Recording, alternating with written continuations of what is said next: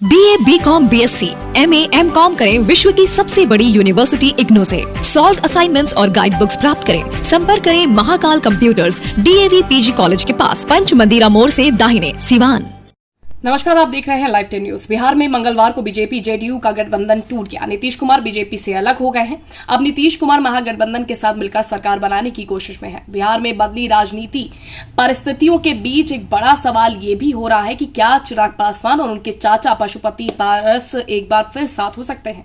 दरअसल चिराग पासवान के चाचा पशुपति पारस के नेतृत्व वाली राष्ट्रीय लोक जनशक्ति पार्टी NDA के साथ है। पशुपति पारस केंद्र मंत्री हैं।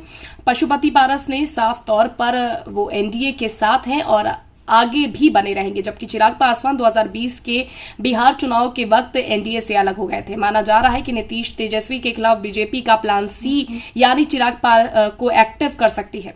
बिहार में चिराग और पशुपति पारस के बीच सुलह करा के बड़ा खेल खेल सकती है। दरअसल 2020 के विधानसभा चुनाव में नीतीश के चलते चिराग पासवान NDA से अलग हुए थे। इसके बाद चिराग पासवान को बड़ा खामियाजा भुगतना पड़ा था। चिराग की लोक जनशक्ति पार्टी में टूट हो गई।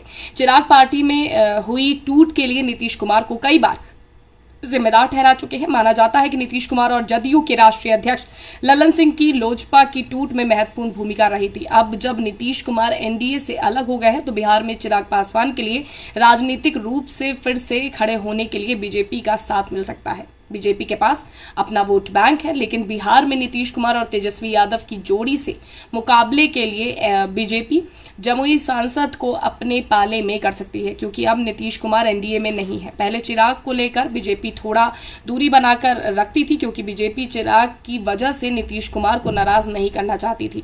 चिराग पासवान जमुई से सांसद हैं, ऐसे में चिराग पासवान को बीजेपी अपने पाले में करके केंद्र में मंत्री पद दे सकती है, ताकि बिहार में चिराग पासवान नीतीश कुमार के खिलाफ अपने वोट बैंक को एकजुट करने में जुट जाए।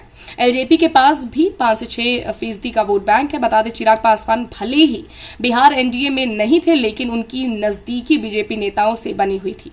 हाल ही में राष्ट्रपति चुनाव में राजनाथ सिंह ने फोन पर चिराग से बात की थी। इसके बाद चिराग पासवान NDA की बैठक में भी शामिल हुए थे, जबकि चिराग NDA का हिस्सा नहीं है।